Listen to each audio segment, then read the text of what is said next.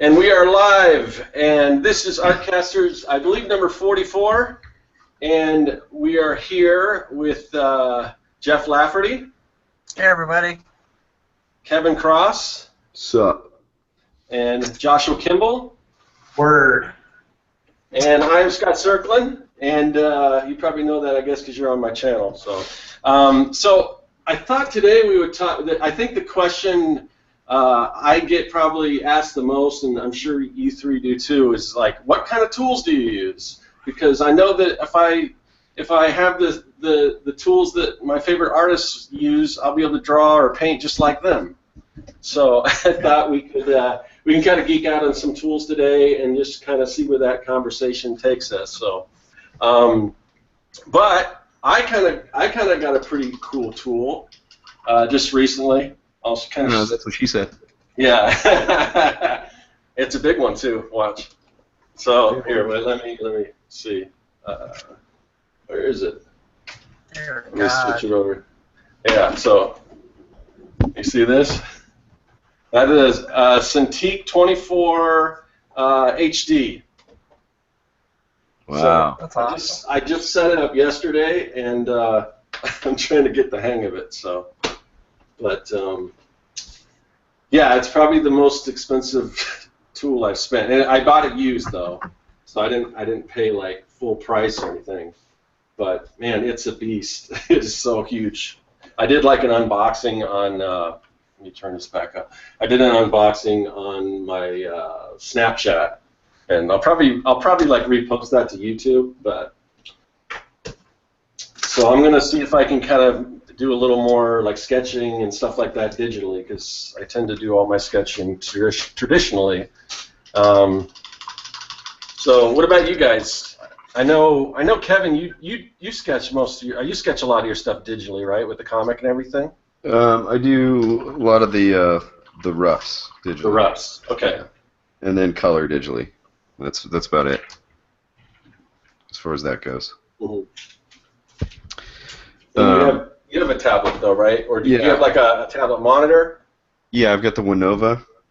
I got a few years ago. It's not as good as a Cintiq, but you know, it does the job, I guess. Yeah. The one thing I was a little surprised with is there's still. I thought there would be less of a gap between the screen and the actual drawing area, which there's still a little bit of a gap, because I had purchased a Huion a while back, it's like one of the alternative Cintiqs, and I don't know, I just had issues with it, so I returned it, and then I wasn't sure, I didn't know if I would invest in a Cintiq because I didn't know if it would be the same, but I can definitely tell the difference. There's definitely a difference as far as kind of,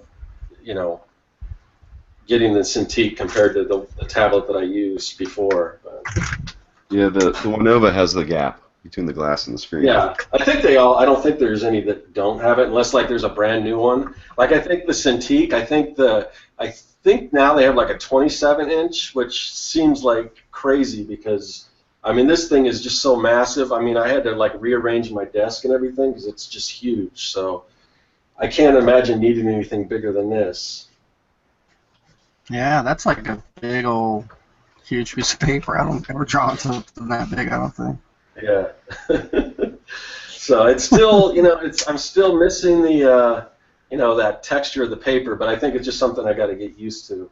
Yeah, you'll get used to it. Yeah. So I don't know who I should start with, and I even thought we could even go into like some of the, kind of more out of the ordinary tools, like when you do, like Jeff, when you do your stop motion and stuff like that. But I figure we should just start with just some of the, the basic stuff. Like I guess we could start with like pencils and things. And like I said, we can get pretty specific if there's any, and stuff you like the most. What's your favorite, pencil to use and everything like that, I guess.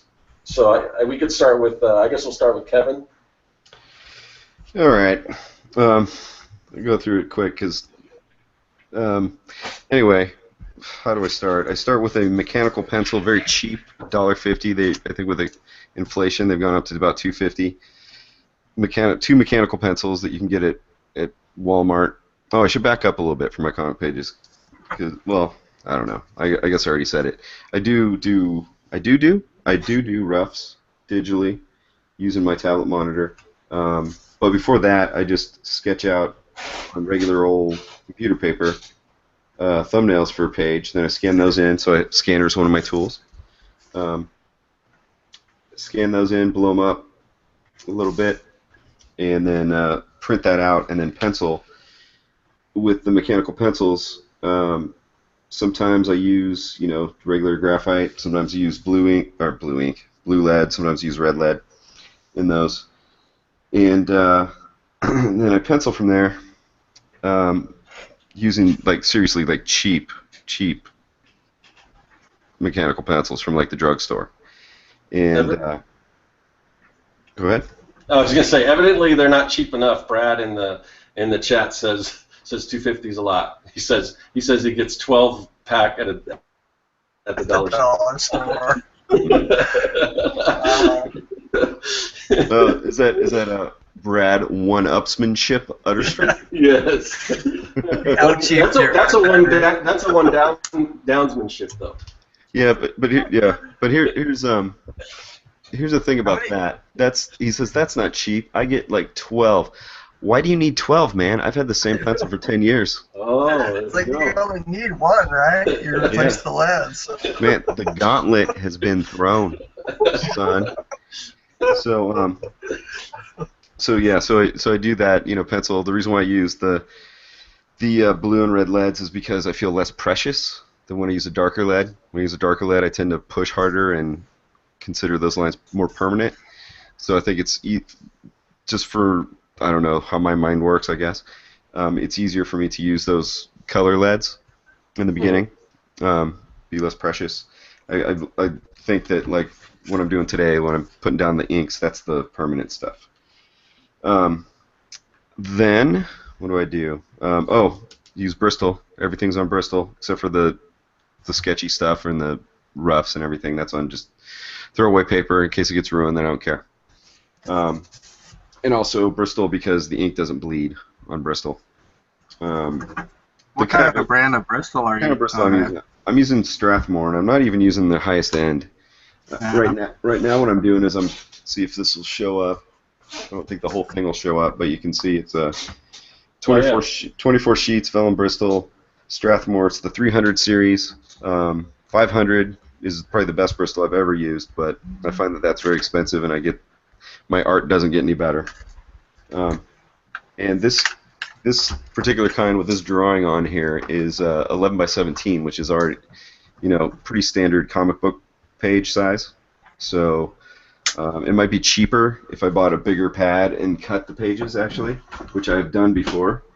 But I hate to do it, and I'm willing to spend a couple extra dollars to have someone else do it for me. I was going to say, they also make both them and Canson make that same size but pre-ruled for comics. Yeah, I don't care about that though. Okay. Like that. I didn't mean that to sound dismissive. I just mean it's not. I bought some manga paper, which I have, and you can. It's okay. It's kind of flimsy. But I've used it for client work and stuff like that, so I don't have to use the better Bristol. I could save that for myself. And I use the pre-ruled stuff sometimes, and it just, I don't know, it's distracting to me. Okay. A little bit. I like just a clean sheet that I can print non-photo blue or whatever color. Actually, I don't have to use blue all the time. I use blue all the time, and I think it's just that. It's that old hat illustrator in me. Yeah, me too. I'm not even working traditionally, and I'm still using blue right now. So. Right. Yeah. Even when I'm doing the roughs, the digital roughs and stuff, I use a light blue, and then I do a darker blue, and then turn that darker blue to black later when I'm happy with something. I think I can pencil decently enough from. But let's see, what stage are we at now? Bristol. Bristol, yeah. Okay, so then after I've penciled on the regular, if you can see this, this is for my pencils, which has been blue line through my printer. I've got a oversized printer, kind of on its way out, but trying to get as much juice, or trying to get as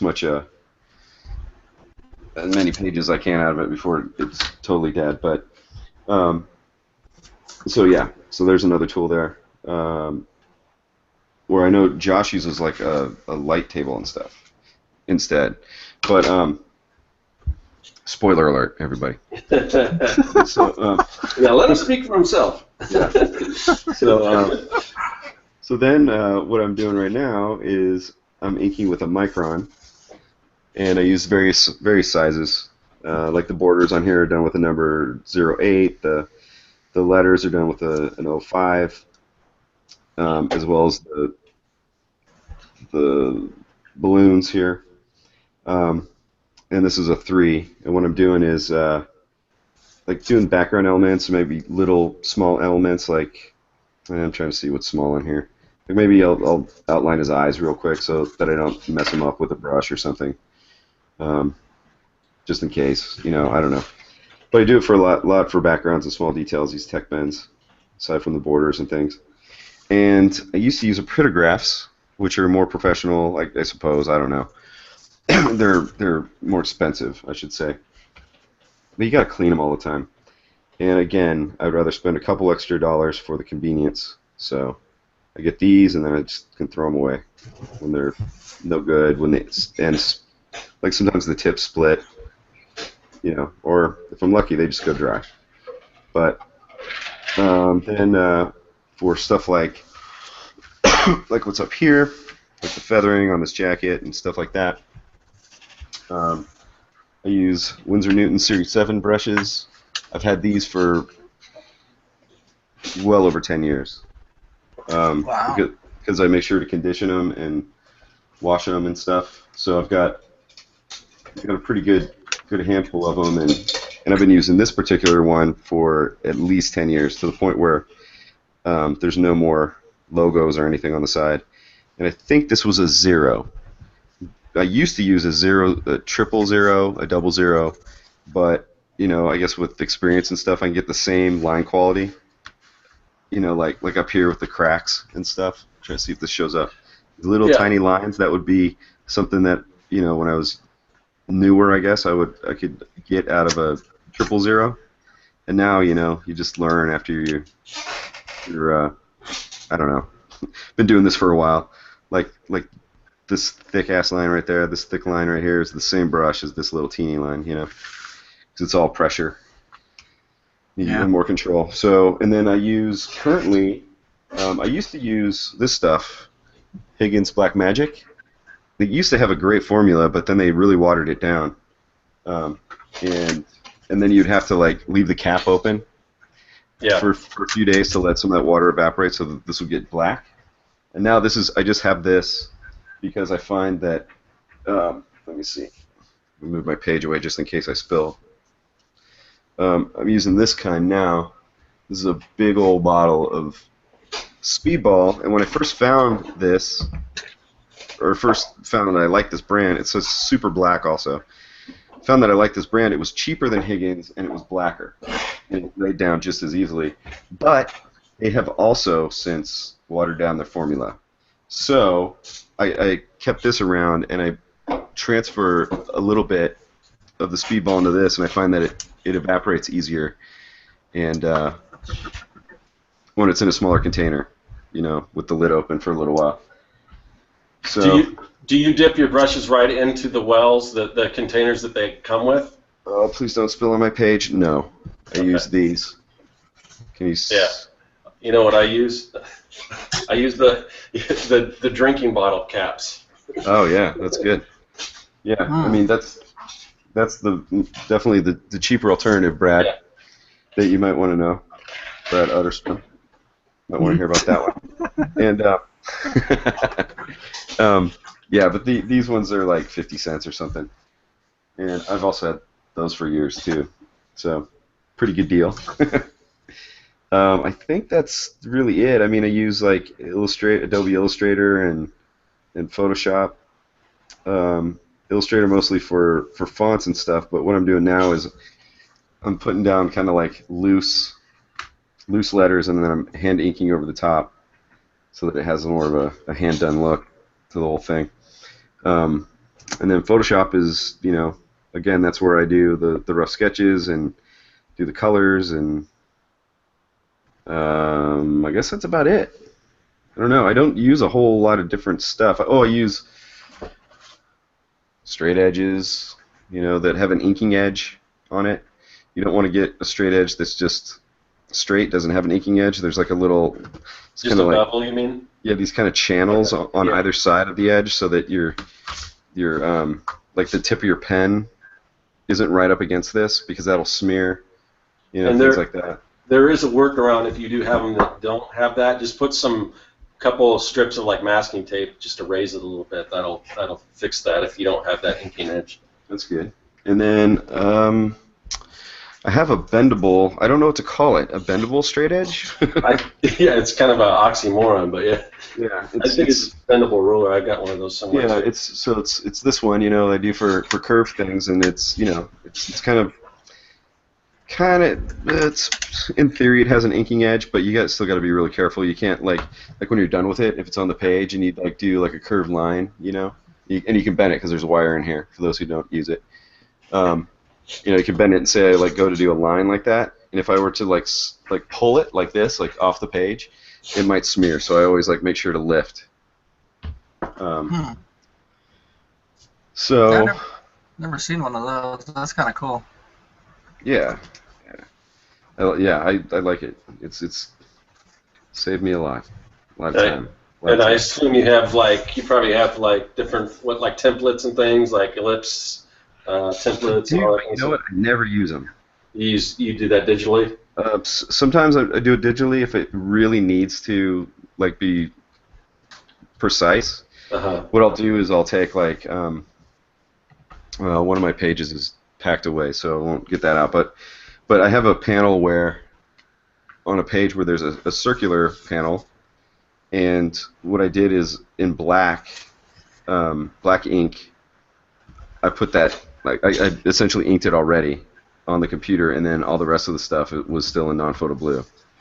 So I'll do that sometimes. But then on that same page, Monkey Mod's driving a scooter away, and I was starting to get the templates out, and then they weren't the exact size that I wanted them to be, and so sometimes I just go, screw it, and I just hand do it. And it's not perfect, but I mean, my art isn't perfect either, so and it seems to work out fine. And it's kind of like one of my kind of mission statements a little bit with this was not to be so precious all the time, because then this thing would never get done, and it's taken long enough as it is. So, but I do have those. I have French curves that I never use. I used to use them a lot, but it's so. I mean, if you do that part digitally, it's so easy to do that stuff now and like do curves in Illustrator and everything. Especially if I'm kind of surprised that you don't do that, since you kind of use that hybrid model where you kind of go, from traditional to digital, that you don't like kind of lay out that stuff, all your lines. Or do you do that? But you ink like your buildings and stuff. You ink all with a straight edge, right? Yeah.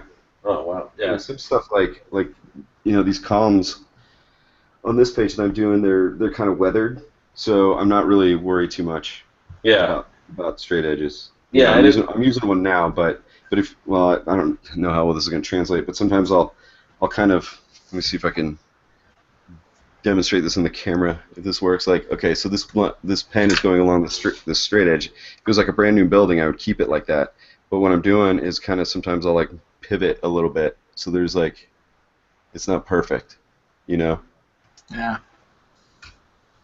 So I don't know. You probably can't see this, but I've done a little bit of that here. Yeah. What I'm doing now. But I think that's about it. I mean, aside from like when I paint, and it's kind of standard acrylic type stuff, and I barely get to do that anymore. So. Yeah, but when you do, is that so that's your medium of choice as far as painting is acrylics? Yeah, it just dries fast. Yeah. Yeah, that's really the only reason why. All right. Well, I think we'll save. I'll let Josh go first and save Jeff because I think Jeff's because I think everyone else is kind of doing more like pen and ink stuff where Jeff's doing paintings and drawings and stuff like that. So I don't. Real artist. So I don't know, Josh. What about you? What do you do that it's? Are you kind of the same thing Kevin does, or you have a different process? My process is similar. I mean, like, I totally agree with the micron thing, you know? So, like, pretty much just microns. There's, like, 4 sizes of microns I use. So I use a 1, a 0.05, a 5, and a 3. Sorry, no, an 8, not a 3. So those are the ranges I like, and I use those for just straight edge lines and stuff. Totally same story. Used to use repeatographs, and then a couple dried up on me, and there's $20 down the tube. So. They're just a pain in the ass to clean. Oh yeah, and if they dry, I mean, it's like you have to like soak them and buy the special fluid, and it's just a nightmare. Whereas these I can just toss, so I like that. So I use those. I guess I should follow Kevin's format. So for roughs, I use just my sketchbook, and they're super loose. And I use like my favorite sketching pen, which is a Pilot V-ball pen. They're just like these little super awesome like inking pens, and you can get them at like Staples, like 20-pack for like $10. And then I use like Copics to do toning, just so I can establish some lighting, just in my roughs. And then from there, I go to pencils, which are just like similar to Kevin. Like I spent maybe like $10 on this thing 15 years ago, and I don't even know what brand it is, but it's a mechanical pencil, like a 5. And then I use like kind of the medium lead because I like to pencil directly on my pages. So I'll do that. Then I will go from there to like penciling on my page, and then I'll go from penciling on my page to using microns, which I'm doing right now. So like this micron thing. And then let's see, I'm trying to think. Oh yeah, so then like once I've got all my contour lines laid out and stuff, I go in with my Pentel Pocket brush pen, which I think is like awesome. I used to use like Winsor Newton Series 7 as well, and I just for some reason really took to these like little pens. I think it's because the ink dries really fast. It's quick, it's portable, and once again, kind of like the microns, if like a hair bends or something like that, I can just throw it away, buy a new one. And they just have these little like ink cartridges back. They're pretty cool and replaceable. And obviously this one needs to be replaced, but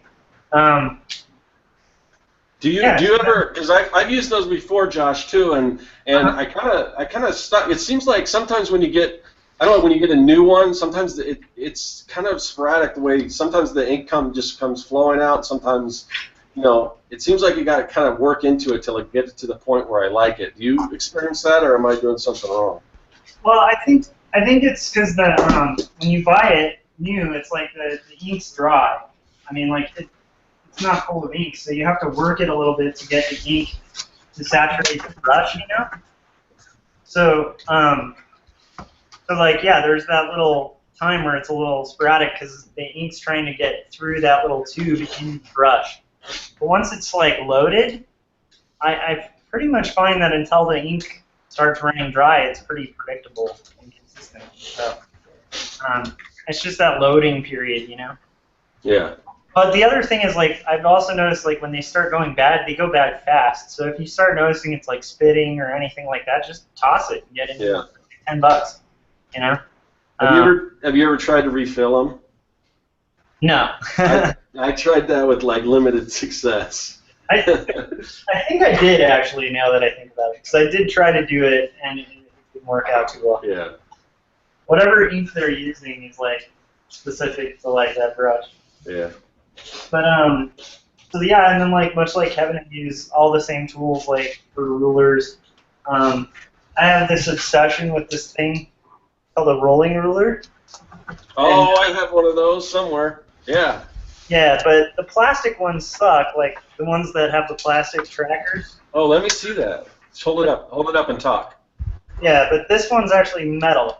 So, awesome. So it's cool. It's actually, I guess, an architecture tool and a map maker's tool. So if you're looking for like to find a good rolling ruler, you need to look for a map maker's ruler. I haven't seen them like that. Yeah, I just got the plastic one. That's pretty cool. Yeah, so I this like that because you can. It's portable too, and you can take it anywhere and Yeah. get these straight lines with it.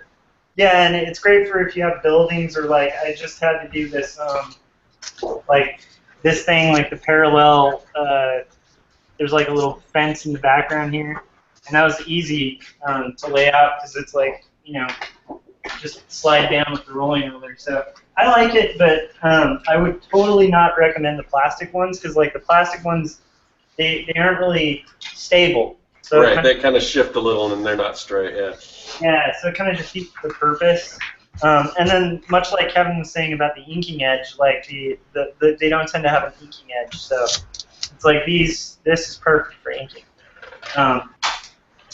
So yeah, so there's that, and then lots of like French curves and rulers and Strathmore bristle. I just use a larger sheet. It's 19 by 24, but it's the same series, like 300. Same reasons for using it. It's affordable, and like just like Kevin said, like if you you try the 500 and it feels nice and it's really good quality, but like at the end of the day, I end up with the same product. So I don't see why I should spend like $10, $20 more a pad for like the same result. So I go with like the 300 series, and then scan it, Photoshop. Yeah, I use Illustrator to lay out my lettering, and then I hand ink my lettering. And yeah, I mean that's pretty much. Those are my tools. I'm trying to think if there's. Oh, this is a good tool that none of us have mentioned.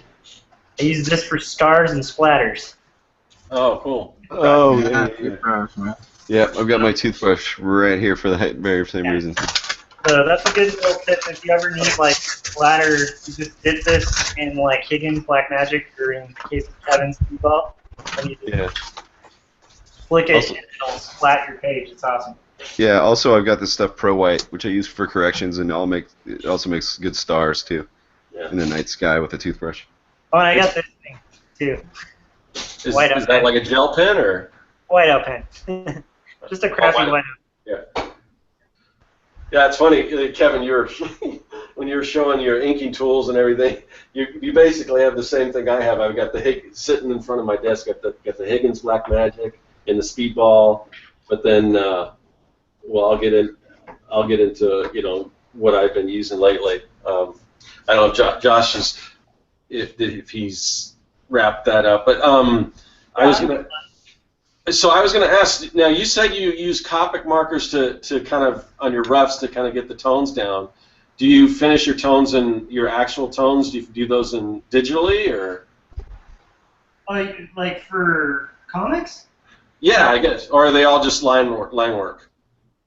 No, I mean like I pretty much the only thing I use Copics for is for roughs and for life drawings and sketches and stuff.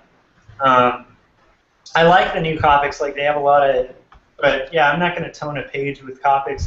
No, that's what I was asking. I didn't know if you did that as like a test, and then do you add tones digitally though? To some, like with my graphic novel like that I finished before, it was like colored digitally in Photoshop. Okay. And laid out with flats, but with quarterly stories, the whole thing's completely black and white. So once I've finished a page and it's cleaned up, it's literally just scanning it, adjusting the levels a little bit, and then just posting it because it's already done.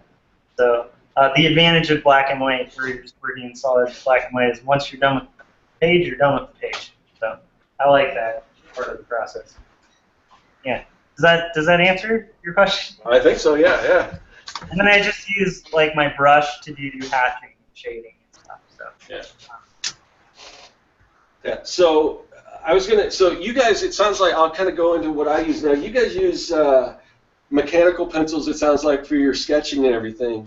Now, what? I mean, I've tried a few different mechanical pencils, and I don't know. I've always thought I've had a pretty light touch, but I can't keep from breaking those tips off those mechanical pencils. The real thin ones, and I've tried a few. I found one that I liked, and I'm trying to remember exactly what it was. I think it might have been made by Prismacolor, but they were the real thin, like non-photo blue leads. But they just kept snapping. But typically, what I use are like drafting leads. Do you guys ever use those? Like, ever seen those? Like you have to have like the special sharpener and everything. Yeah. They kind of wind. Let's see. Here's the leads I use are Pentel leads. Those look Pentel. Yeah, those look like the ones I bought those, and I like the color and I like the way they went down, but they kept snapping off on me. I don't know. I mean, that happens to me too sometimes, but that's pressure. Yeah, and it seems like because I don't know if it's just because I do it so rough and I've got all these little lines and. Also, oh sorry, I have been leaning more towards when I use color leads on the red, and I think there's something about the red. It feels stronger, or like there's more elasticity to it or something. Okay. But when I do press, because I do notice it feels a lot different. It's smoother. It's like a smoother drawing experience.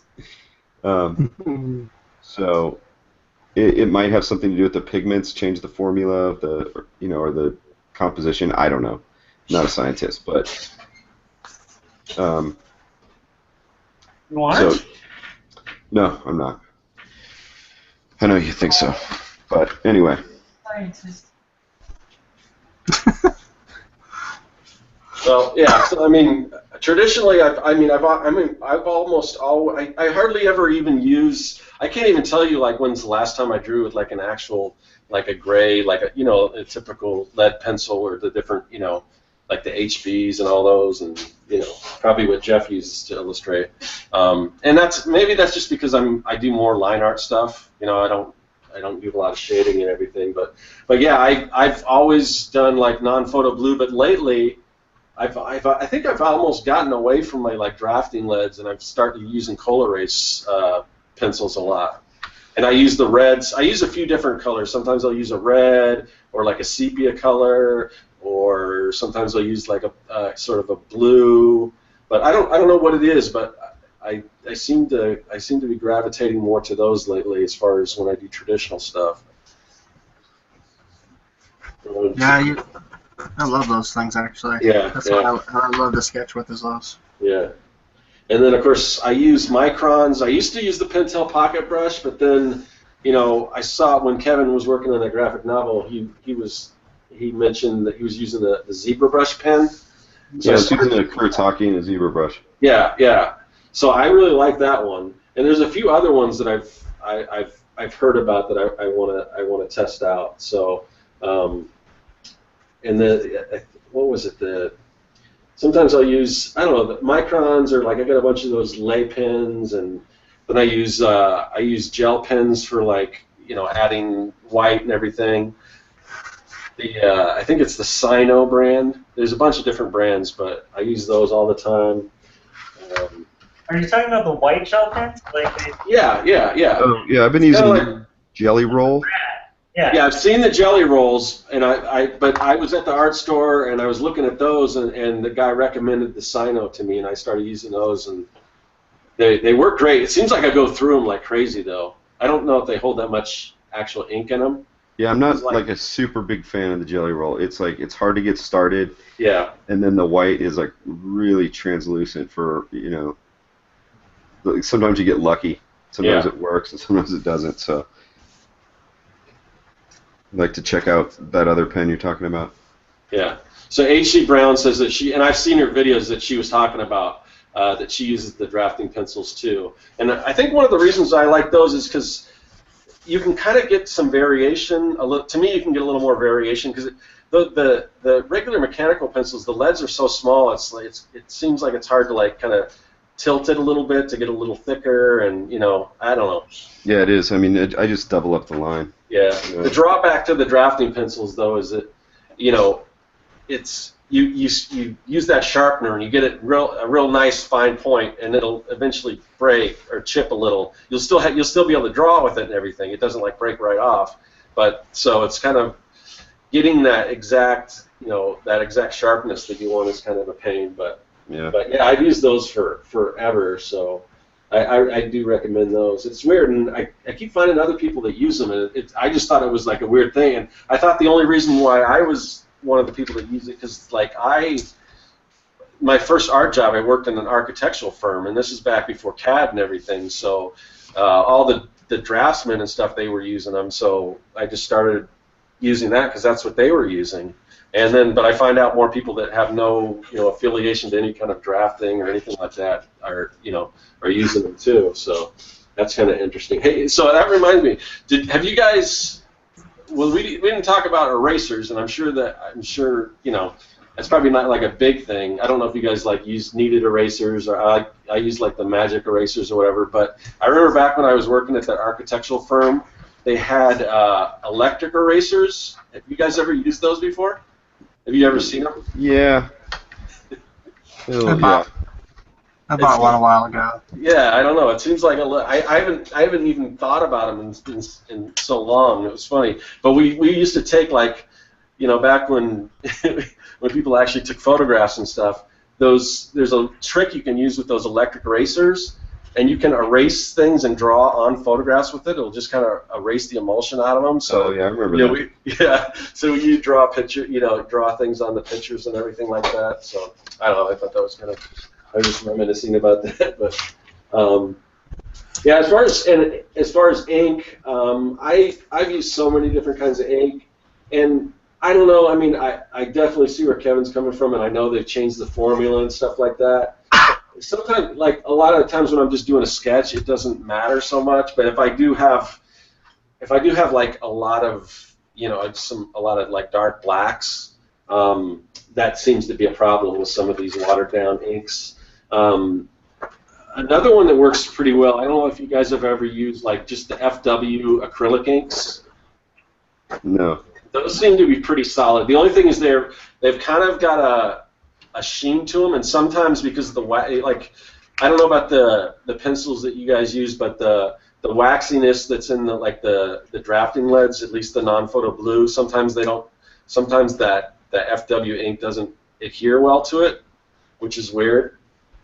Yeah. But I stopped using that because I've had a heck of a time finding inks that don't like bleed or don't like smudge with Copic markers, and I found out that it seems like manga inks work real well for that. At least the one that I'm using is the Leader Black number 5, and there's different numbers, and I don't know what the difference between the 4 and the 5. I think maybe the 5 is more glossy, a little glossy, which typically I would mind because I tend to like flat stuff, but I do like this Deleter Black ink.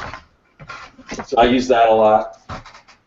But yeah, pretty much, I've tried about every kind of ink there is, and I'll keep trying different things until I find the perfect one, because as much as I like the Deleter, sometimes it'll like,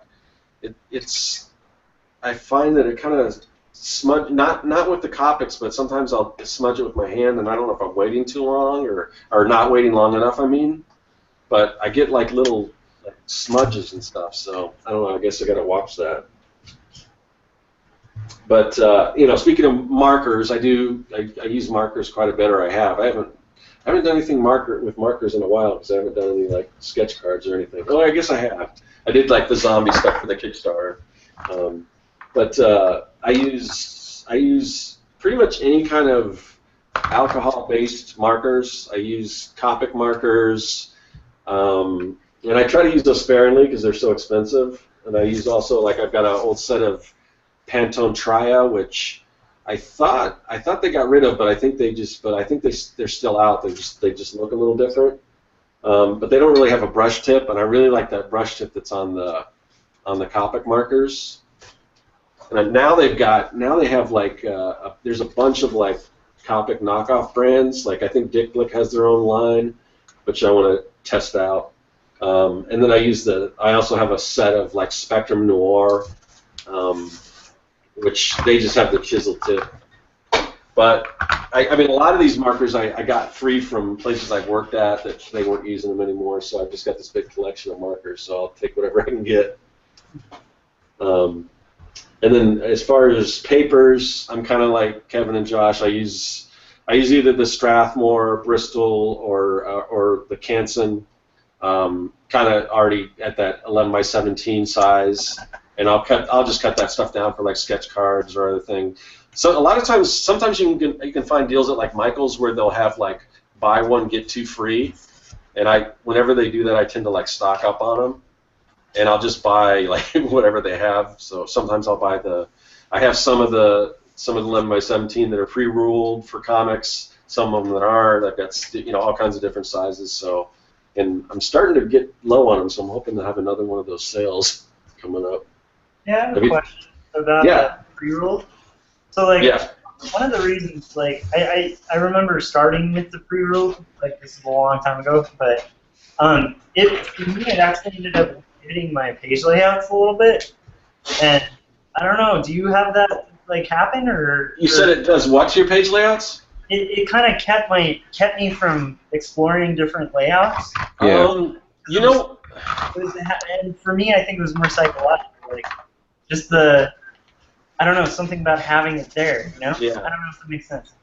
It could, but one of the things that I did like, because like you, I had, except I don't have the nice one like you do, but I had that rolling ruler, and because it was pre-rolled, if you had that rolling ruler, you don't need like a drafting table or anything. You can kind of, it's got little marks along the way, so I would just roll that ruler up. So like if we used to have like a drawing group that would meet at a comic book store, so I would take my stuff there, and I just bring my rolling ruler and do my lines there, and those guides really helped me out a lot, but it didn't seem very intrusive to me because it was just like little ticks along the side, and I'm guessing that, like you said, it might be a psychological thing because it must be. Well, I think what he's talking about is like interesting layouts that aren't just on a grid. Well, I think everything's kind of on a grid for the most part, right? I mean, no. You don't think so? No. Talking about like doing like crazy like diagonal like asymmetrical panels and with things exploding out of the panel, whereas like this is a pretty standard layout. What I did: square, square, rectangle, rectangle. Right. I guess I have panels like that quite a bit, but it seems like I don't know if I had like one page where it was just all that, and I think you could still, you could definitely still do that with that. I think you're right. Yeah, I think you're right. For me, I guess I found it. That's my own thing, and I think like that kind of goes to kind of reinforce the idea that like with things, it's always going to be different for each artist, right? So like you find what works for you, like it may not work. Like for me, the pre-ruled pages kind of screw with my vibe of making a page, which is weird. Right. It's weird. Like, because I get where you're coming from too. They're just tick marks. Like, why would that matter? Maybe that's just a quirky thing, Yeah. That, I mean, a lot of that was, and I think, before I started off using, well, I used to make my own templates. I put my company name, and I had the large format printer, so I print them off, and I adjust try to get the perfect color blue when I was printing it out, and I made my own boards and stuff, and after a while, that got to be a hassle. So I saw those, and I picked those up, but I remember a long time ago buying those pre-rolled things at the comic store, and there was that Blue Line company, and man, those were crap. I don't know what kind of paper they used, but you were erasing it with the paper would tear off. It was just that stuff was horrible.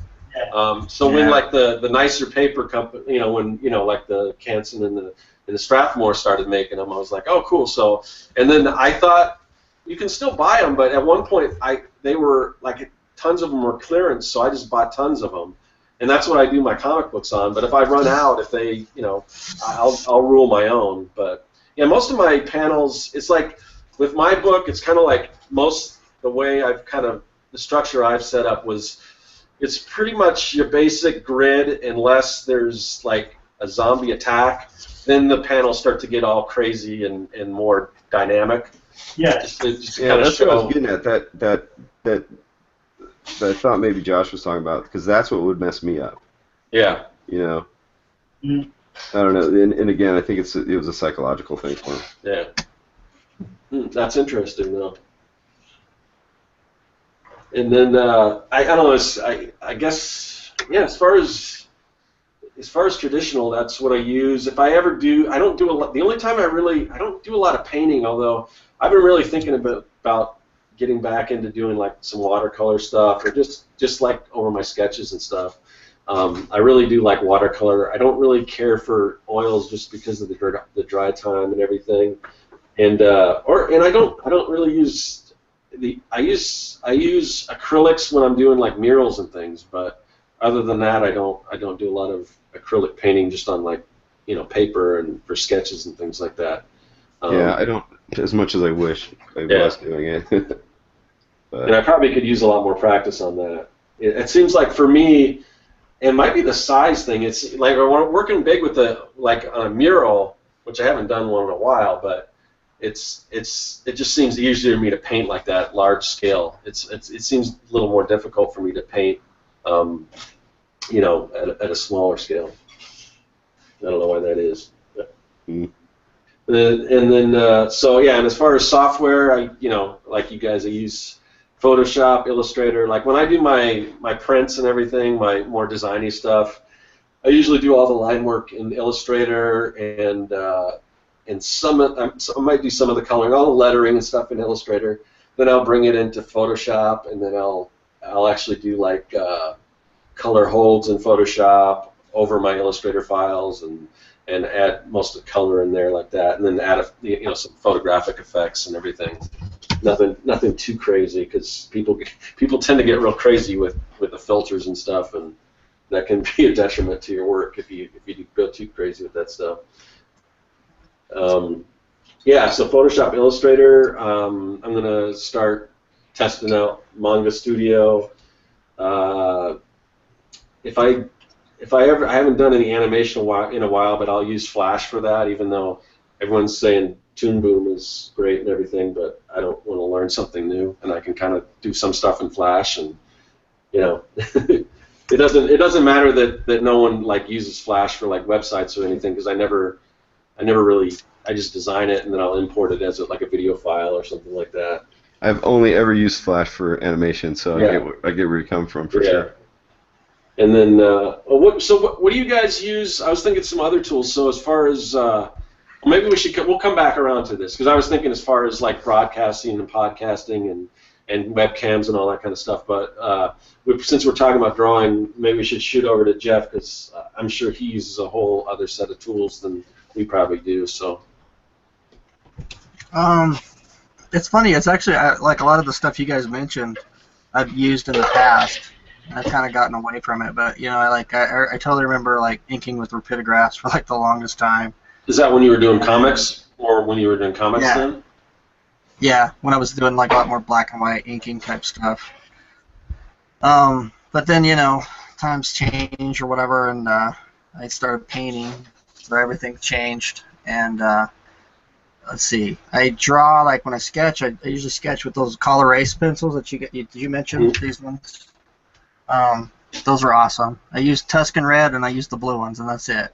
I can't sketch with any of the other ones. For some reason, that's like the only two that work for me. Isn't that weird? Because I know what you're talking about. It's so weird. It's just a color, but it's like.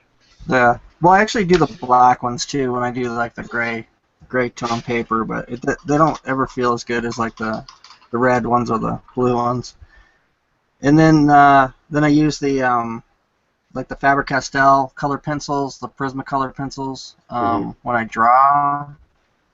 The paper I use is it's called Mine Tintas or whatever. It's like a Strathmore paper.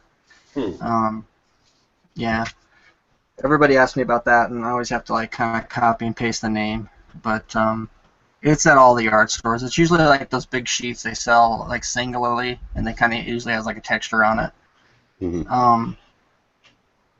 Let's see what else. I guess when I paint, of course I use my airbrush.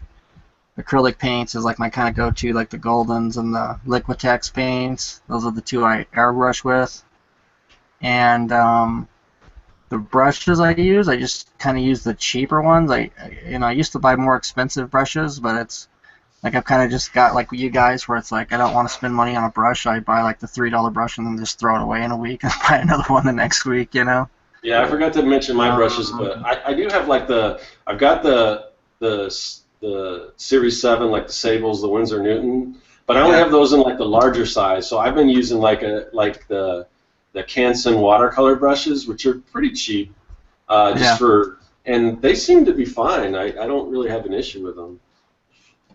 Those are like what I use, but they break. What I find is they break down. They seem to like just wear down until they don't have a tip anymore. Yeah, but it might be because I'm just cheap though. So yeah. So what else? Yeah, though, like when I paint, the surface that I like to paint on the best is MDF, which is just like a hardboard you can buy at like Home Depot, and I gesso it myself.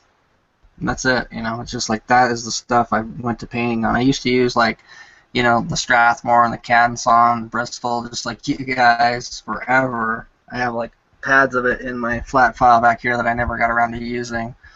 And I don't know. Once I started painting on board, I just was like, I can't paint on paper anymore, Yeah.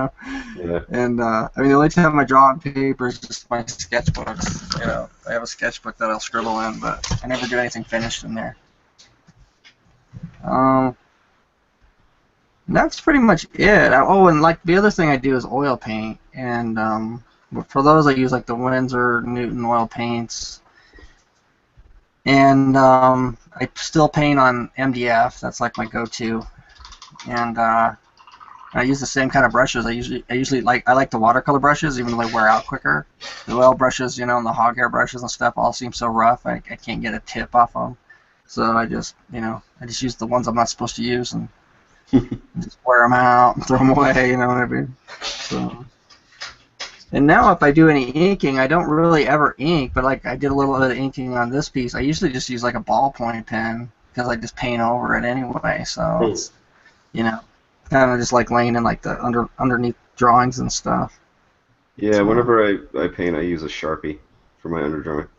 Right, I've tried that too, but the only thing is I can't ever get like a really thin line with that. But I've seen like Simon Bisley and stuff like do awesome like Sharpie drawings and shit. But don't you? I've tried that before, and it seemed like I've had the Sharpie seems to like bleed through the paint. Yeah. No, not for me. No. No. Well, I thought you were gonna say when I said like bleed on the paper, because I've had it where it's like it seems to kind of spread out a little bit, but. Oh yeah, I guess on paper, but I'm not so concerned with it because I'm painting anyway, Yeah. And so it's going to get covered up, and so I don't really care. That's why I don't care about line quality for an underdrawing on a painting. Right. Yeah, because they're just painting over it. So. Yeah. So it's just like whatever the one line quality that you get from a Sharpie, and it usually depends on how old the Sharpie is too. The line quality changes on those things so quickly. Yeah. And I have done like the technique kind of like you, Kevin, where like you print on you do your roughs or whatever on like the more throwaway type paper or like your sketchbook or something, and then you like print onto Bristol and paint that or ink it or something.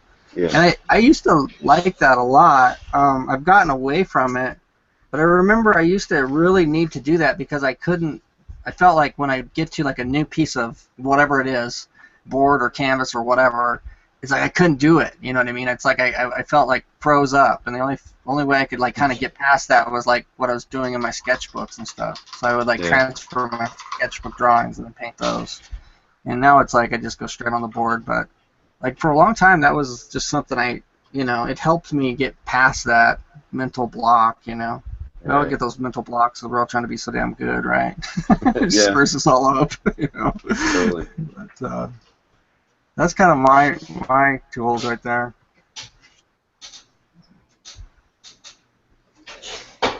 So, Yeah, go ahead. Don't ever use a Cintiq.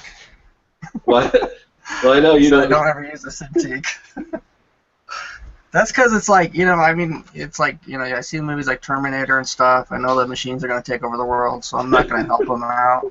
I'm not going to, like, Cintiq will be the instigate that with Cintiqs. You know what it is? Like, I've heard so many people talk about it because it is pricey, and I think I got a pretty good deal on it. Like I said, I bought it used. I don't think I would fork over the cash to buy a new one. And this thing is like, man, whoever had this, the seller, I mean, it is like top-notch condition. I mean, it looks brand new to me. So I think I kind of lucked out in a way. But I remember, because when you're kind of doing this for business, you tend to want to invest in supplies and stuff, and these kind of hold their value and everything. But I remember a long time ago I had made sort of a bad investment in my business, and I advertised in one of those the source books. Yeah. And it was a lot of money to advertise in that source book, and I kept kicking myself, and I kept saying to myself, I should have spent that money on a Cintiq, and that's like been haunting me ever since. so finally, and I think this is going to be a better investment. Although it's still, and I'm just playing around with it right now, but I still kind of like the feel of traditional stuff, so drawing. So we'll see. Hopefully, I'll be able to get away from that. That's interesting though about that. Yeah, that's interesting about the source book though, because I've always wondered, because I was the guy who like always thought I should do that, and this never did it. Well, so I think in order to have that be successful, like any advertising, it needs to be a campaign, and it needs to be something that you can continue to do. But I just wasn't. If you keep advertising every year, then you're in front of more people, and that's kind of how that stuff works. But that's a lot of money to put out every year, and when you do one and you get zero, the only calls I got from it were solicitors, So. Oh man. Yeah, so it just I didn't want to do it again. Yeah. So, but.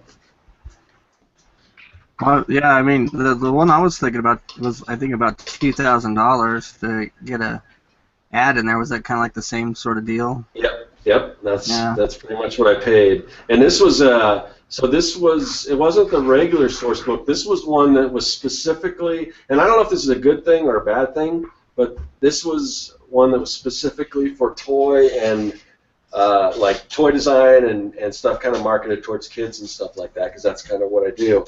So of course the good thing is you've got that target market is looking for exactly kind of similar to what you do. The bad thing is everyone else advertising and there's doing the same, going for that same market too. So I don't know, but so we're all, we all podcast and do hangouts and all, not podcasts necessarily, but we're on YouTube and everything like that. What about what do you guys use as far as like capturing your videos and editing and stuff like that? I don't know. I guess we can run back around to Kevin again.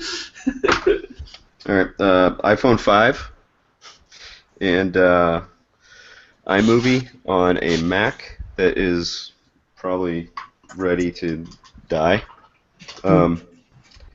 And that's really it. You have a blue Snowball microphone that Josh has one too that we've been using since we used to actually podcast on Big Illustration Party Time, and that was many years ago at this point. So they're still kicking around, but really that's it. I mean, there's kind of I think a common theme that's here is that and I don't know if I'm jumping to the end of the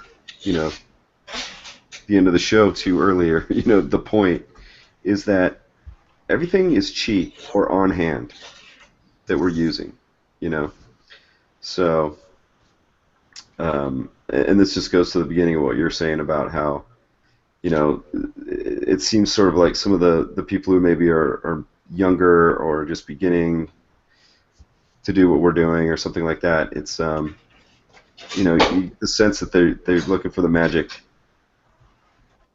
pill or magic potion that's gonna, you know, make you make those good videos and stuff. But it's cheap stuff in practice. Yeah. You know, as it turns out. Yeah. Yeah, I wonder. I always kind of, you know, put that caveat out there that, you know, it's not going to make you draw as great as your favorite artist or whatever like that. But then again, I mean, sometimes it's just cool to geek out about tools, and like a lot of times when somebody recommends a tool to me, and it's just cool to try that stuff out and play around with it. So hopefully people get that idea that it's not a magic formula. It's just, you know, something that you could test out and see how it works for you. And, you know, I've tested a few things out that other people swear by that I don't like, and then I've tried other things and said, oh man, I can totally see why you use this. You know? Yeah, I just wanted to make sure to use that as an opportunity to tell everyone that. Yeah. Like, well, not I do to, that too. Not, Yeah. not to stop because they don't have whatever the newest cool microphone is or anything like that. Because I mean, Yeah. like when Josh and I first started Big Illustration Party Time, we actually used a USB guitar cable and SM58 microphones like you'd use at band practice. Stuck into the end of it with an adapter with 2 inputs for the microphone. You know, it's like you just kind of use what you've got, you know, and don't spend a lot of money unless you're making a lot of money doing the thing, I think. Yeah, and I think that's really good because just if you are thinking about, you know, doing YouTube or anything like that, the barrier for entry is just it's really not much. If you got a smartphone, you can do it, you know. Yep. Yeah. And then you got can a always webcam. You can do it. Yeah, Yep. and you can always, you know, upgrade later if you think you need to. I mean, but don't let that hold you back. I mean. Yeah, just start with what you got, and then, you know, as you go, then you're gonna want whatever you want. You're gonna want better stuff, you know. Yeah, totally. So. Yeah, so that's really all I use. It's just really, really simple. So I think Kevin may have sort of answered for Josh, because I don't know if Josh has done a lot of stuff like lately. Oh, this is since... a perfect opportunity for Josh to talk about his YouTube channel. Oh, Yeah. You got a YouTube channel? Yeah, I have like 9 videos up for my YouTube channel, which you can check out at Joshua Kemble. Just search on YouTube for Joshua Kemble. And no one had that?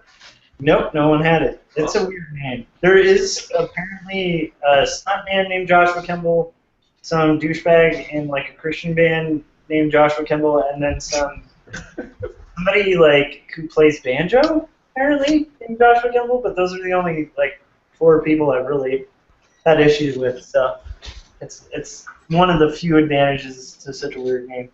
But yeah, so yeah, and I just started it because my wife years ago when she worked won one of these, like just a little digital camera, and so I use this instead of my phone because my phone's just got no room. Yeah, I'm the same way. Yeah, I use this in iMovie, and it's not like the highest quality, but I figure if I grow, you know, if people show enough interest and stuff, maybe I'll upgrade. But for now, I'm having a lot of fun with it, and YouTube is quite fantastic. So I've been digging it. Yeah. Awesome. So what like what kind of videos do you do? Are you process videos or? So far, I've done process video. I've done just a lot of sped up videos of me working on inking, penciling, laying out typography. I have like a couple that are just kind of fun, like crazy trips to like the California Science Center and like a Western hotel and stuff like that. And then I'm editing one hopefully tonight for a little bit, but yeah, they're fun to do. They're kind of slightly addictive, so I think I'll be keeping that. Yeah. So is this the first time you had like a YouTube channel? Because I know you've podcasted and stuff before. So. Years ago, when I was doing T-shirt design, I did a few process videos of me working on like a comic page, and then one of me like making a T-shirt, and then I just kind of had forgotten about YouTube, honestly, for like the idea of I'd watched YouTube, but I just didn't think of vlogging. And then Kevin, kind of very rightly so, kind of convinced me to try it out, since it is kind of like blogging used to be. So I like that about it. I'm enjoying it. It's a cool format. It's fun because it's so direct, you know, and people like comment, and you get to directly interact with them, and it's also fun just for like having these interesting, crazy videos and stuff. So I like it. Yeah, I can honestly say like YouTube has like totally changed just the way, you know, I work and kind of my life, I just the 100 days and just kind of everything after that. I mean, I'm just so glad I started doing it. That's awesome. Like I said, I'm really digging it and kind of looking forward to possible crossovers and just fun like crazy videos. It's great. It's like it's in another medium, and it's fun. Yeah. And iMovie's surprisingly kind of like intuitive. It's not that hard to figure out. So. Yeah, I don't have a Mac, but I have an iPhone, and when I first started doing it, I was using iMovie, and kind of the same problem was it seemed like it was taking like a long time to upload stuff for me from the phone, and then just the space on the phone and all that. So I started, then I started using like Windows Movie Maker, which it's like free, and it's a good like first if you're on Windows, it's a definitely good starting point because it's very user friendly. I mean, it's like the easiest like editing tool I've ever used, like for video and stuff, and easy to pick up and everything. And you can do some decent stuff with it. I mean, it's, you know, it has its limitations, but it's free, you know. So I started using that, and then I started looking around for other editing options. And I found one that I really like, and this is what I'm using now. It's called Power Director. It's called Cyberlink Power Director, and it's definitely way more robust than the Windows thing. I can do a lot more stuff. You can do, you know, there's just a lot of different features you can use, and it's fairly inexpensive. I think you can pick it up for like $75, and it does tons of stuff. But it's kind of a good graduating point from that Windows Movie Maker because it's still very user friendly. I mean, there's different modes, like you can do like a certain like timeline mode. You can that's more like sort of like that. I don't know what it's Avid or what the big guys use, or you can do, you know, something a little more simplified that's more in line with what I was using with the Windows Movie Maker. But I like that program a lot, so that's what I use. And then I just, as far as like for this kind of thing, I just use a web camera, just a Logitech. I did look at the snowballs, and I don't know. The one I got's a CAD. I don't know. It's just a USB mic. It seems to work okay. And then I bought a camcorder because I was shooting stuff with either my phone or then just this camera that I borrowed from my girlfriend.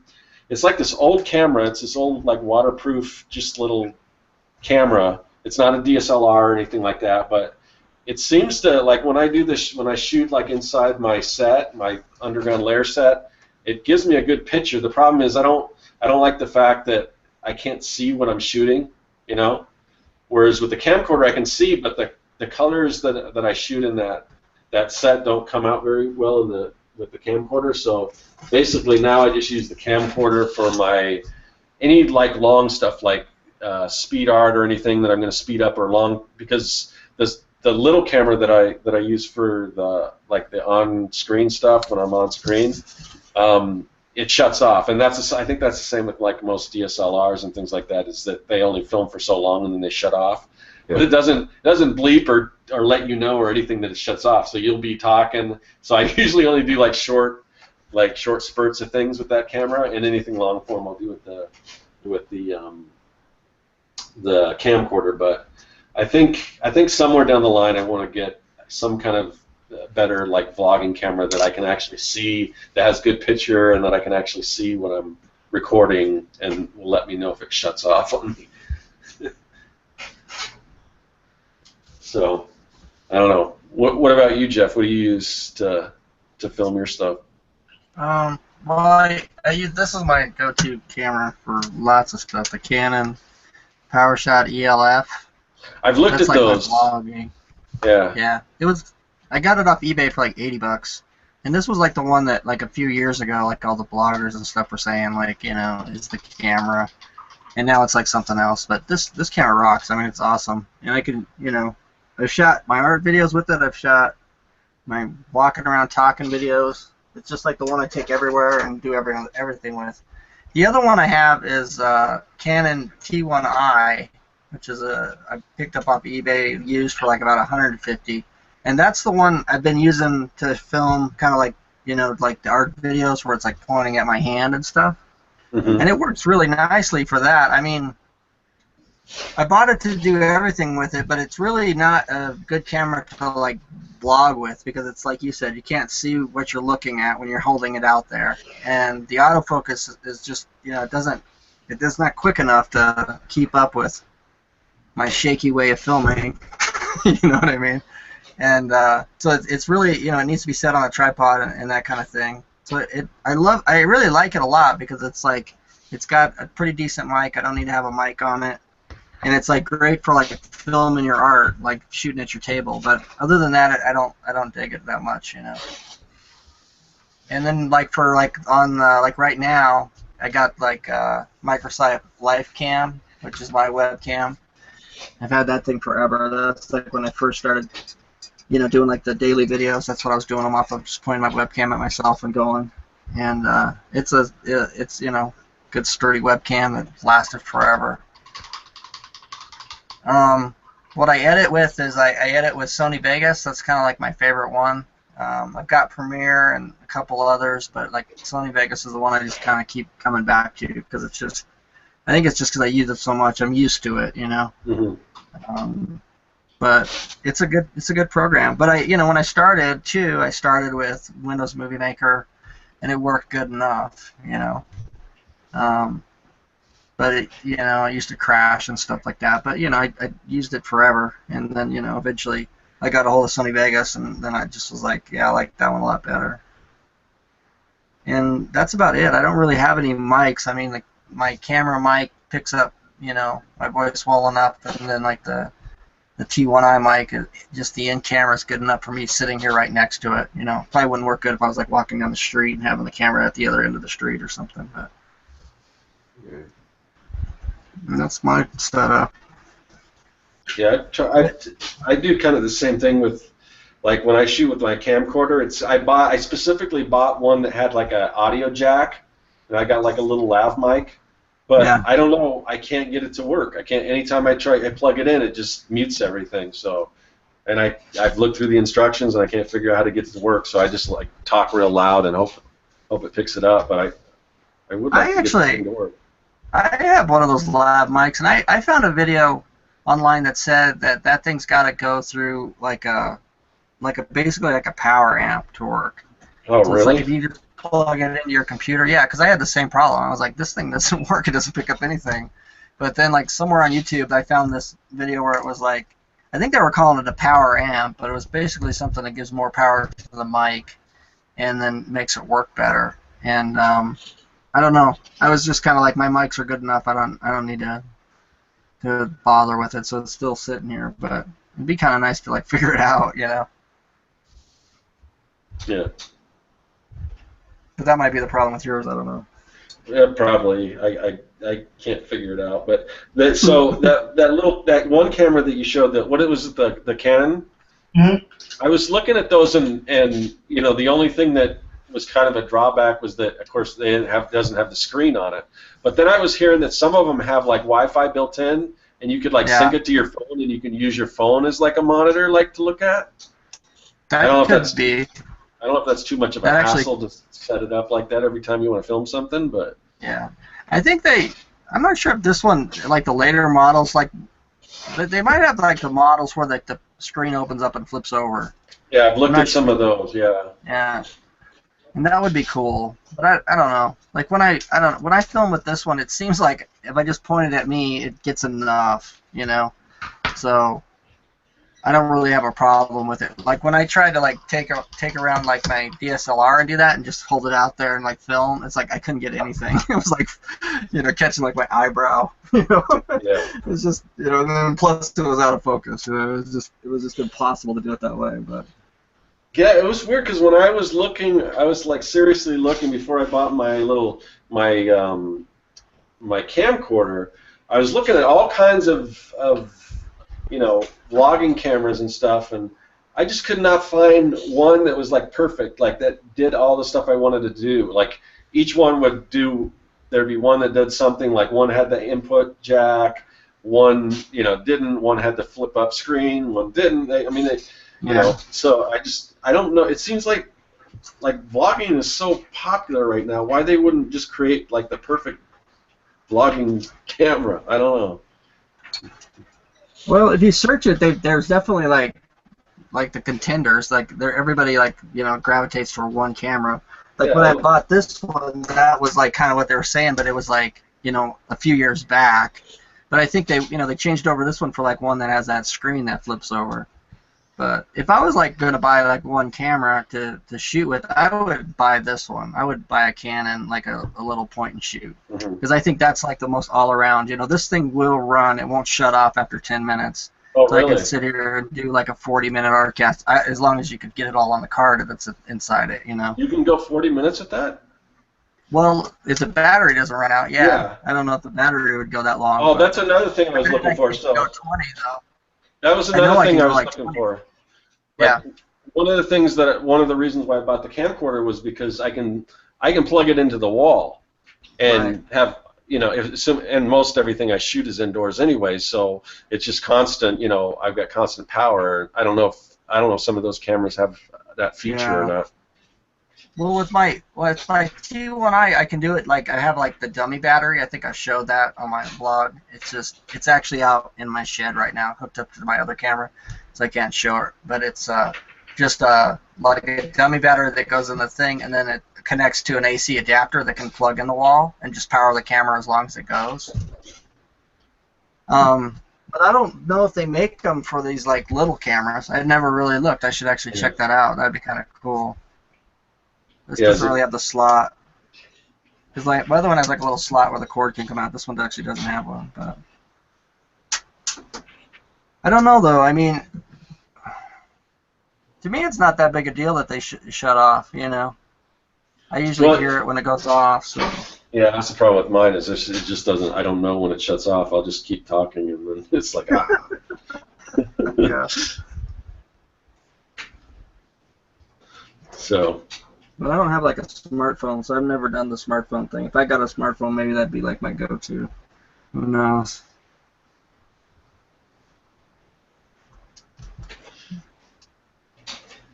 All right. Well, I think we've covered. If anyone was curious what kind of tools and stuff we use, I think we covered that pretty well. Yeah. We got a question here, but I think it's another show. Yeah, I think I saw that too about motivation and everything. Yeah, I think that's a totally different show. But let's couch that for another time. Yeah, I think we may have talked about that before, but I think it's something we could probably come back around and talk about again because it almost changes for me depending on my mood. Yeah. So that is definitely another good topic, and that kind of that's kind of leads me to say to you guys, please throw out suggestions because honestly, we're always trying to come up with topics and stuff for the show. So if you guys have any topics or anything you want us to talk about, kind of hit us up and let us know about that stuff. Yeah, just message me on Facebook. I mean, I'll pass it on for sure. Or any of us. So I was going to say, what's everybody's favorite tool? Like, what if you were stuck on a desert island and you wanted to draw your comics with? Like, what would you take with you? Well, when you say favorite tool, do you only get to pick one thing? Can you have pencil and paper? You get three things. You get three things. Honestly, the thing that I use the most is just my whatever pencil, whether it's a Cola Race, and assuming that if I'm on a desert island, eventually that thing would wear down to nothing, and I wouldn't have anything Yeah, at all. that's the But but just a pencil and sheets of copy paper, because that's what I sketch on. You know, I don't really keep like a sketchbook. I don't know. Do you guys keep sketchbooks? I always just draw on copy paper, and I probably should like compile all that stuff and put it in the sketchbook, but I don't know. Yeah. I've been trying to draw on sketchbooks again more, but it hasn't been working. Yeah. I don't know why that is, but I've got tons of nice sketchbooks that I really should, you know. I do actually draw on sketchbooks, and I do it because it's like, I notice when I do that copy paper thing, I lose it. You know what I mean? I'll like do a sketch, and then I'll be like looking everywhere for the thing because it's like in the stack of junk, you know. And at least like when I get it in my sketchbook, I can find it again. Yeah, I use a lot of sketchbooks frequently because I love them and they're portable, and that's the big thing. Really, really big sketchbooks actually. Yeah. Yeah.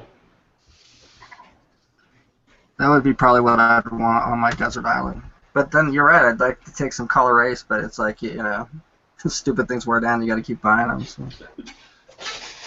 Yeah, I don't think any art supply is going to last forever. Although I do think in just this general chat is a lot of the stuff we've talked about.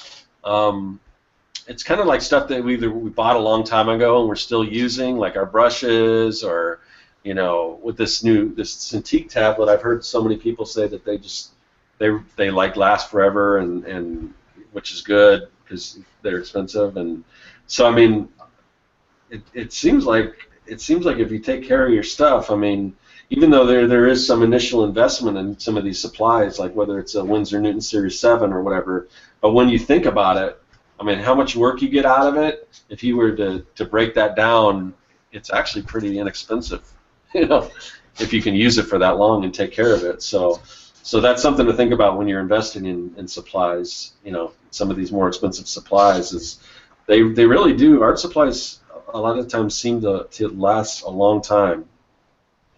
Yeah. I know with like my oils, I still have tubes that I bought like 10 years ago. You know what I mean?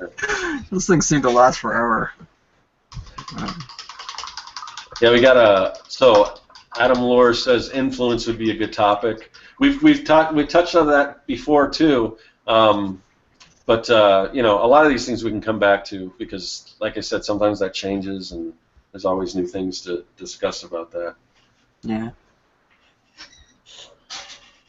What got you guys going on your stuff, like your setup? I think with like me, you know, like Drew Struzan, obviously, he got me in color pencils, painting the way I do, that kind of stuff. I mean, like, is there like somebody or something that kind of pushed you towards like, you know, your chosen tools? I was just being a kid and like, how do you do that? And then, you know, funny thing, because it's a little bit more propaganda than it is a how-to book, but the How to Draw Comics a Marvel Way. Yeah. And then the video series came out, you know, with John Buscema looking miserable, having to put up with standing which is pretty funny. But you know, just initially just seeing like what, you know, just having that, I don't know, like looking at artists I like and just thinking like, how did they do that? And then seeking out interviews with them or books that they might be in or have written or something, you know. Yeah. And then that's how it started, you know, just like copy your heroes first, and then that's how I started anyway. And that was a lot harder to do back when there was no internet. Now it's just so easy to find out how to do certain things. When before, I mean, you know, because I had been drawing my own little comics a long time before I found how to make comics the Marvel way.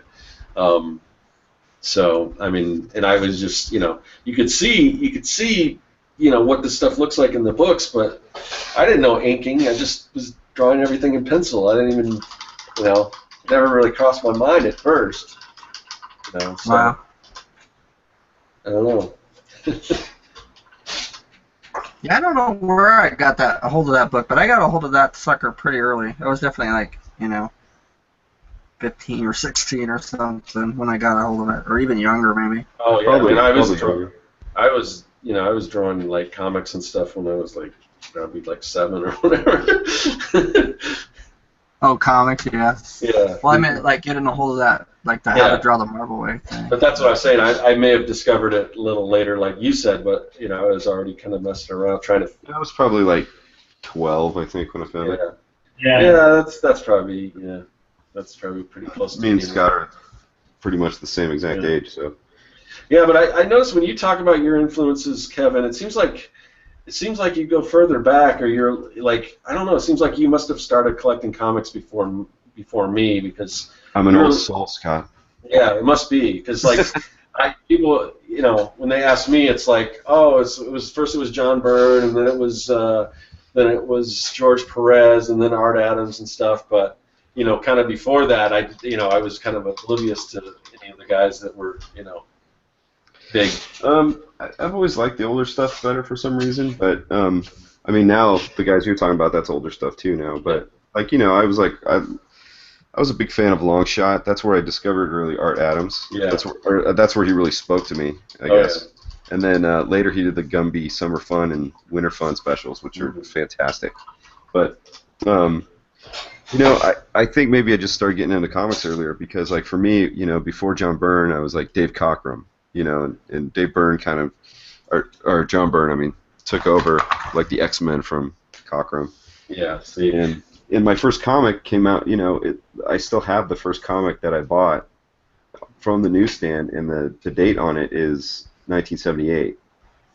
So yeah, it must have been the 80s when I first started. Yeah, I was picking comics in the late 70s. Because the first comic I ever collected was Alpha Flight, and that was John Byrne, and that was, I'm sure, after his X-Men run. So. Oh yeah, see, and I picked that up because of the X-Men run, Yeah. So yeah, we just. 2 ships, man. Yeah, and I didn't even start collecting that until issue 11, which is right before issue 12, which was like a huge event. I guess I picked up old enough. I don't have to really say too much spoilers because probably no one cares. But like Guardian's dead. Yeah, the main character, the leader, they killed him off, which was like. I remember somebody. This is before I knew about comic book stores, and somebody, I was buying them off 7-Eleven, and they come out in the comic stores before they go to the 7-Elevens, and some guy spoiled it for me, and I go, you're lying, there's no way. How do you even know that? And sure enough, a week goes by, pick up the book, and yep, he's dead. And he actually stayed dead for a long time, I think, in the entire run of that comic book. They may have canceled and brought him back later. But they made his ex-wife the new Guardian after a while. And then little side note there, Mike Mignola took over the art on that. Oh, yeah. And his style was completely different. Yeah. And I loved his stuff back then, and even when he started going to his new style, I kind of fought against it at first because I liked his stuff on Alpha Flight so much. But and Rocket Raccoon, the first Rocket Raccoon. Yeah. That's the first. Yeah, I've got that too. Yeah. Crazy. Yep. So now we're starting to get into influences. Yeah, I should probably couch that for later, because I think the last time we did one on mediums, which is similar to what we talked about today, and then I think even on that one, if I remember correctly, we started going into influences and stuff. So this is sort of a repeat, but I think we got a little more specific on this one as far as the tools and stuff we use. That's all right. We can geek out sometimes. Yeah. Plus, I think things are just going to keep kind of coming back around because a lot of these, like I said, we covered some of these topics people are mentioning, but that was a while back, so things change, so we can kind of go back to them, I guess. That's right. We can change our mind. Yeah. One of my influences is peer pressure. A huge. Peer pressure. Get that YouTube channel up. Peer pressure. Yeah, he's killing it, man. Yeah, I definitely will subscribe after I get off of this. And I suggest everyone else do that too. Yes, all should. All should subscribe. Gee. Yeah, I'm gonna hunt down the link for sure. All right, guys. Have we? Is there anything we missed or anything you guys wanted to say? I think we killed it. Thanks everybody for showing up and hanging out in the chat and for the ideas for the next couple of shows probably. Yeah. All right. So yeah, and if you guys, we usually don't get much. It doesn't seem like we get a lot of comments on the Artcasters video. Maybe because all the people that normally would comment on a video are in the chat. But let us know kind of what your favorite tools are and stuff. Hit us up in the chat, and yeah, I mean, I know I try to usually respond to anyone that leaves a comment or anything. So yeah, let us know if you got any real cool tools that maybe we might even want to try out. Let us know. But so we'll be back next week. Who's hosting next week? You guys know? I think it's my turn. Okay. All right. I'll talk to you guys after the show because I think the next time I host, I may not be available, so we may have to switch some things around. But we'll talk about that. But anyway, thanks everyone in the chat. Thanks everyone who's watching this in the future, and we will catch you guys later.